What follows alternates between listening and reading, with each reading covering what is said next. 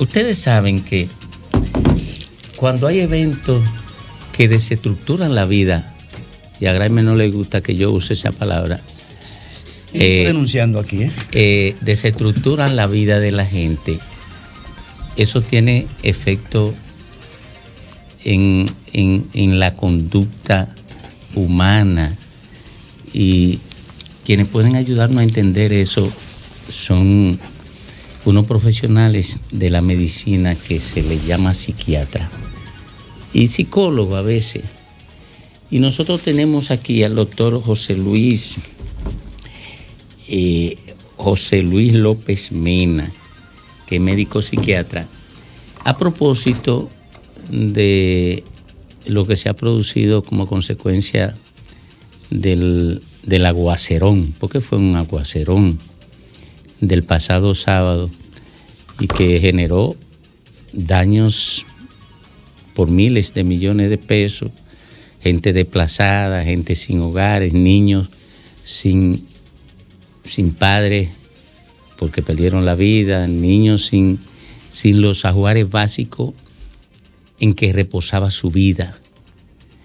Y nosotros quisiéramos, desde el sol de la tarde, con este médico, hacer una aproximación al cuadro que pudiera estarse dando en la zona más impactada por este trastorno atmosférico.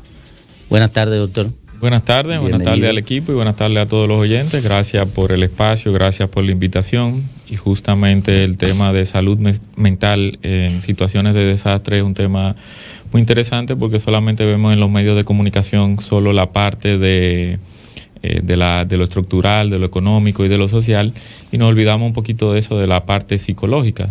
Se habla de factores psicosociales, en donde vemos que por este tipo de desastre se afecta tanto el factor psicológico, y al haber una afección en la parte social, por ende también lleva una afección psicológica.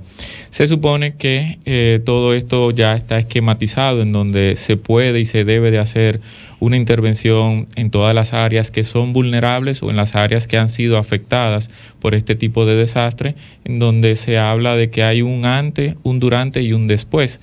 En el antes, pues, generalmente las personas entramos en lo que es negación.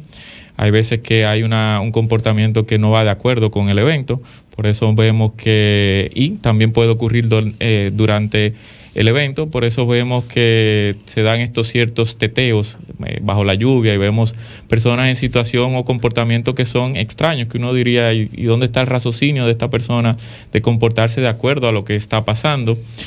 Son situaciones en la cual pues están descritos dentro de la parte psicológica y psiquiátrica del individuo, y luego viene el después de la tragedia, que es lo que nos toca vivir actualmente. Se supone que se hace un levantamiento en esas áreas vulnerables, se da una primera atención psicológica, se revisa a ver lo que usted bien dice, la población más vulnerable, esos niños, esas niñas que muchas veces no entienden, no tienen edad para comprender que su habitación ya no está, o que sus ajuares, su uniforme lo han perdido, y que quizás mamá y papá no tienen los recursos para reponerlo, y tienen que recurrir entonces a ayudas, a dádivas, para poder volver otra vez a su vida normal. Y esto pues sí se ve en cambios en su comportamiento, se ve en donde puede haber irritabilidad, puede haber alteración del sueño, también alteración alimentaria. Podemos ver que dentro de las familias pueden empezar a existir conflictos, y se ve que hay que presentan unas alteraciones dentro del patrón y la conducta humana durante estos desastres naturales. Dentro de la política pública, doctor, aquí hay una desatención cuasi absoluta por parte del Estado en lo que tiene que ver con los problemas psicológicos o mentales, sobre todo en la parte psiquiátrica y eso. Los seguros no cubren, o sea, no hay cobertura. O si la hay es muy mínima. Exacto, cosas muy específicas. Uh-huh. Pero no como una política pública de Estado. ¿Qué debería hacer el Estado ante este nivel de estrés colectivo, como usted ha llamado psicosocial, de afectación? ¿Cuál sería la política en una situación como esta? Campañas de orientación, campañas de concientización, que todos los o la mayoría de lo que es psicólogos, que a quienes les corresponde la primera evaluación. Existe un formulario, todo esto está establecido por la OPS, en donde se hace ese levantamiento, se ve las personas que tienen mayor vulnerabilidad con respecto a, de acuerdo a la afección que hayan sufrido, porque hay personas que pueden haber perdido un familiar y no te va a reaccionar de la misma persona que perdió una casa. Por ejemplo, doctor, en el ámbito de las clases, las afectaciones también se expresan igualmente. Una gente de clase media, media alta y alta viven en situación que le afecta en algo, pero no lleva al desastre, salvo circunstancias específicas como lo del túnel de la 27. Correcto. ¿Debió el Ministerio de Educación estructurar cuando retornen, o si ya retornaron a la escuela, charlas de explicaciones al colectivo estudiantil sobre lo que ha pasado y levantar información sobre esa afectación? Claro que sí. Pero no lo han anunciado, que yo sepa. Que yo sepa tampoco. Este trabajo se hace junto con el Departamento de Salud Mental del Ministerio de Salud Pública y en conjunto con el Servicio Nacional de Salud. Se supone que se haga esa intervención tanto a las escuelas, los colegios y, como digo, a las familias y zonas que mayores catástrofes han sufrido, para poder evitar, que es lo que usted mencionaba hace poco, sí, lo costoso que es la salud mental, porque ya cuando una persona cae en un diagnóstico de salud mental, viene todo lo que es el acceso al servicio en cuanto al costo de una consulta, y luego la otra parte que es el tema de la medicación. Doctor, disculpe que salga un poco del tema específico que estamos hablando, que es los problemas o los desafíos de la salud mental en situaciones de estrés postraumático, por decirlo de alguna forma. Pero si eso lo contextualizamos, y ahí va la pregunta, en una sociedad donde tenemos años, sobre todo el COVID hacia acá, hablando de que, y casi un mantra ciudadano, aquí hay problemas de salud mental, aquí hay problemas de salud mental, sí, pero ¿qué tanto, y usted que tiene consulta y los colegas suyos que tienen consulta, qué tanto se puede percibir el incremento de esa problemática real? Se queda, es un diagnóstico que hacemos nosotros como individuos porque interactuamos con una persona. Una observación pura y simple. O realmente se puede constatar que la sociedad ha cambiado en los últimos 5 años, hacia dónde ha cambiado y en qué pie estamos parados. Lamentablemente nuestro país carece de lo que es estadísticas. La única estadística más fidedigna que se lleva es sobre suicidio, y es porque lo exige la OMS o EPS, y también es una estadística que está subvalorada, porque muchas personas que puedan haber cometido el acto de suicidio en un accidente de tránsito o en una intoxicación alcohólica o por medicación, el levantamiento se va a hacer y el motivo de fallecimiento se va a poner accidente de tránsito u otras causas. Sí, pasa con más frecuencia de lo que la gente se imagina. Correcto. Que la gente se suicida en tema de accidente de tránsito. Y con esto es poniendo el ejemplo de la única o las pocas mediciones que se hacen, la tasa de suicidio o la estadística de suicidio de este año sí ha aumentado. Por ende, lo que te lleva, igual también uno lo ve, el aumento de la consulta.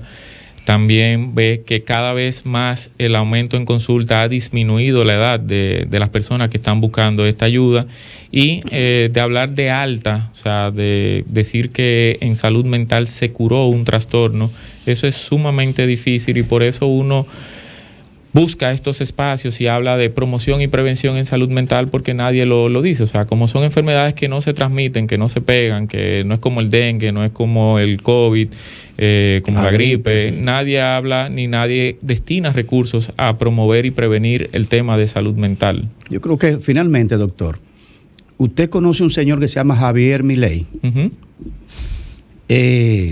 La comunidad psiquiátrica ¿ha observado algo en el presidente electo de Argentina que ustedes puedan decir si hay algún rasgo de deterioro psicológico, mental de algo?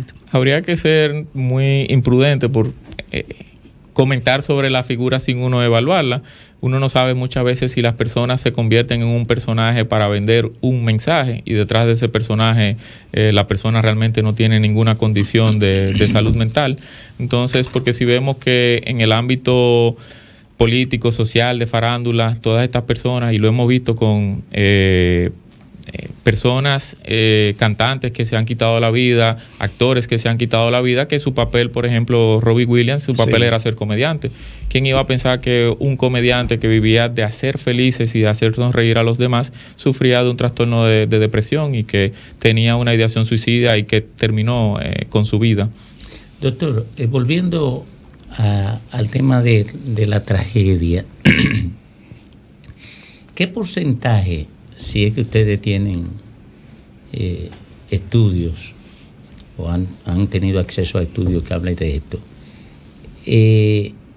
de las personas que han estado expuestas a situaciones como esta, quedan afectadas por alguna huella de pánico permanente en su cerebro? Se habla de que en las primeras horas, 72 horas, hasta la primera semana o mes del evento, se puede decir que alrededor de un 90% de personas que haya estado bastante cerca o que sean víctimas del hecho de un desastre por algún evento natural, pueda sufrir algún estrés postraumático en dado caso de haber perdido. Este estrés postraumático puede ser pánico, ataque de pánico ante una amenaza semejante. Correcto, puede ser que cada vez que le mencionen de que va a llover o de que viene la temporada ciclónica, esta persona empiece a somatizar y requiera la asistencia y la ayuda psiquiátrica. En países como los nuestros, que viven estos eventos con cierta frecuencia, la gente lo normaliza. Uh-huh. Hay una capacidad medible, digamos, de abandono de la patología en un tiempo definido. Sí, siempre y cuando tengamos todos los recursos que la persona pueda tener acceso. Estamos hablando de que necesita consulta psiquiátrica, que necesita consulta psicológica, y siempre de la mano de la consulta psiquiátrica, si ya hay cambios bioquímicos, viene la parte de los fármacos. Muchas veces no se garantiza todo este servicio y toda esta ayuda que se haga en conjunto para minimizar el tiempo de la intervención hacia esta persona y que podamos hablar de una remisión total de ese cuadro y de que de verdad no deje secuelas. Como son excluidos y viven en zonas que no alcanzan, solamente en caso de tragedia, que el Estado no alcanza con sus servicios de apoyo, de rescate, esa gente quedan expuesta a la suerte. Correctamente, se supone que en las unidades de atención primaria se haya capacitado al personal para trabajar los temas de salud mental. Digo se supone porque todo en libro queda muy bonito. Hay una estrategia que pautó la OPS, que es MHGAP, en donde se hablaba que como no se puede tener un psiquiatra por la escasez de la poca cantidad de psiquiatras que somos en cada unidad de atención primaria, pues que se iba a capacitar al personal médico y de enfermería en términos de poder hacer una primera intervención en salud mental. Y yo entiendo que realmente carecemos de eso porque lo estamos viendo con los efectos de violencia que ocurre dentro de las comunidades, el aumento en el uso y abuso de consumo de sustancias psicoactivas que llevan a que las personas pues tengan alguna sintomatología psiquiátrica. Muchísimas gracias, doctor José Luis López Mena, médico psiquiatra, que ha hecho aquí una descripción muy clara sobre a qué han quedado expuestas en términos de salud mental la gente impactada por el fenómeno y por estos fenómenos habitualmente. Muchísimas gracias. Nosotros siempre a su orden. Le agradecemos que haya venido por acá y compartir estas informaciones con los oyentes y con quienes tienen que tomar medidas, quienes tienen que acudir a rescatar a esta gente de lo que le afecta. Muchísimas gracias. Siempre a su orden.